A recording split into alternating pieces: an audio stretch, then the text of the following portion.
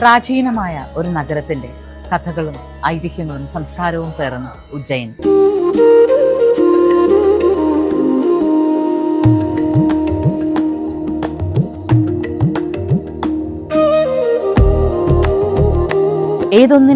ഏതൊന്നിലെത്തിയാലാണോ ഒരാൾക്ക് വിജയം ഉറപ്പാകുന്നത്, ആ പ്രദേശമാണ് ഉജ്ജയിനി, ജയിച്ചുകൊണ്ടേയിരിക്കുന്ന സ്ഥലം എന്നർത്ഥം. വിഷ്ണുസാഗരവും പുരാതന ക്ഷേത്രവും കാഴ്ചകളും ഒക്കെയായി ഗംഭീരമായൊരു ഉണർവാണ് നമുക്ക് രാം ജനാർദ്ദന ക്ഷേത്രത്തിൽ നിന്ന് ലഭിക്കുക.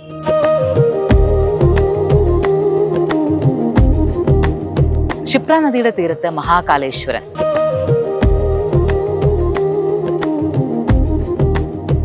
64 യോഗിനിമാർ, 84 മഹാദേവ സ്വരൂപം, 8 ഭൈരവന്മാർ, 4 ഗണപതി. ഉജ്ജയിനെ എല്ലാ തരത്തിലും അനുഗ്രഹീതമാക്കുന്നത് ഇത്രയും ശക്തികളാണ്.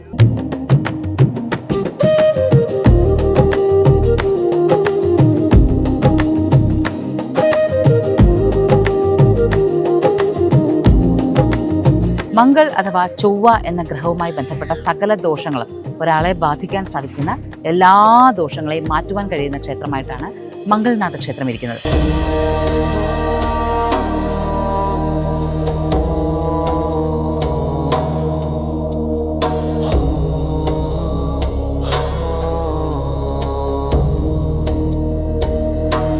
ജ്ഞാനദീപങ്ങളിൽ പ്രകാശമായി നിൽക്കുന്ന ജ്യോതിർലിംഗങ്ങളിൽ ഒന്നായ ഓംകാരേശ്വരന് മുന്നിലൂടെ ഒഴുകുകയാണ് നർമ്മദ.